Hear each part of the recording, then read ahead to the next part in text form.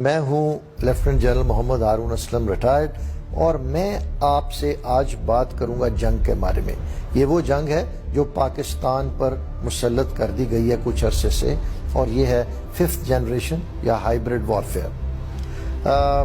یہ اس کے خد و خال کیا ہیں؟ اس کے خد و خال یہ ہیں کہ آپ پہ 3 pronged انویژن کیا جا رہا ہے۔ پہلا، آپ کی معیشت کو ہٹ کر رہے ہیں۔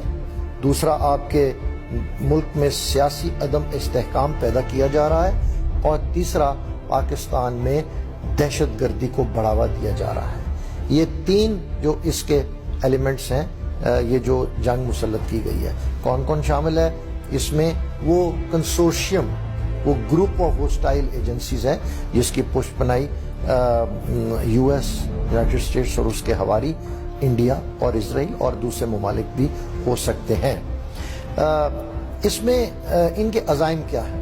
دیکھیے، انہوں نے پوری دنیا کے لیے ایک شکل تشکیل دی ہے کہ یہ دنیا ان کے انٹرسٹ میں، اور جو کہ ان کے انٹرسٹ کو میٹ کرے، اس کا کیا پاور بیلنس ہونا چاہیے دنیا میں، اور اس میں ایک پاکستان کی حیثیت متعین کر دی گئی ہے۔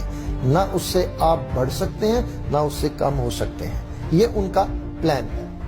اور کیونکہ آپ ایک مسلمان ملک ہیں، آپ نیوکلیئر طاقت ہیں، وہ نہیں چاہتے، اور یہ ڈکلیئرڈ پالیسی ہے اسرائیل کی بھی اور یو ایس اے کی، کہ وہ نہیں چاہتے کہ ان کو آپ کے نیوکلیئر پروگرام کے بارے میں تشویش ہے۔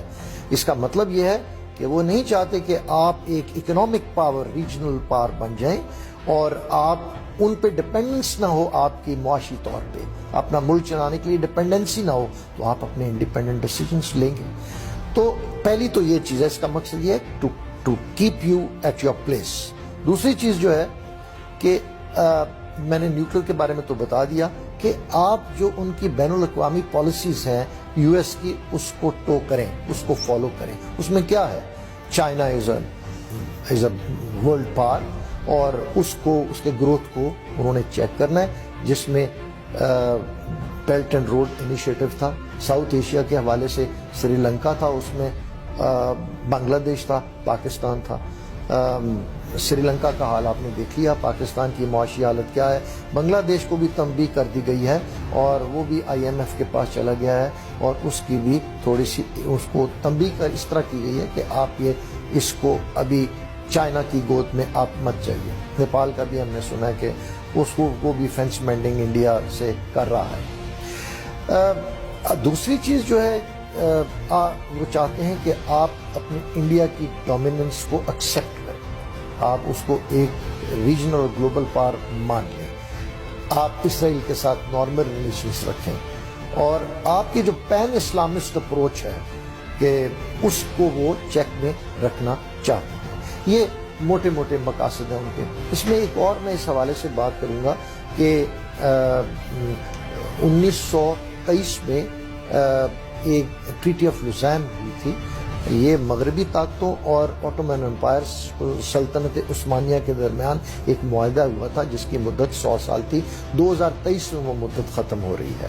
اس کے تحت جو شرائط اتنی سخت تھیں کہ ترکی کو چیک میں رکھا گیا تھا، اور وہ آف شور جو بعض علاقوں میں وہ ڈرلنگ نہیں کر سکتے، تیل کی تلاش نہیں کر سکتے تھے، انہوں نے ان کے قبضہ میں بہت سارے علاقے تھے عرب میں اور یورپ میں بھی، ان کو انہوں نے ان سے لے لیا تھا۔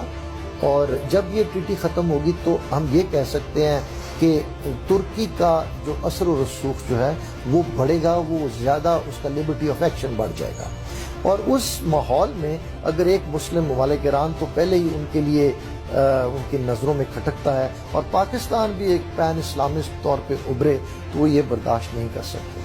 جیسا کہ میں اس سے ریلیٹ کروں گا، عمران خان سے یو ایس کو کیا پرابلم تھا؟ یہ نہیں تھا کہ وہ کہتے ہیں کہ سخت زبان استعمال کرتا تھا اور ایبسولوٹلی ناٹ کہہ دیا، نہیں۔ فلپین کا ایک اس سے پہلے صدر تھے، ان کا نام تھا روڈی، ان کو کہتے تھے روڈریگو ڈوٹرٹ، وہ گالیاں نکالتے تھے امریکہ کھڑے ہو کے اسٹیج کے اوپر، لیکن امریکہ سے نارمل تعلقات ہیں، امریکہ ان کو برداشت کرتا تھا ان اٹس اسٹریٹجک انٹرسٹ، اس کے اپنے انٹرسٹ تھے۔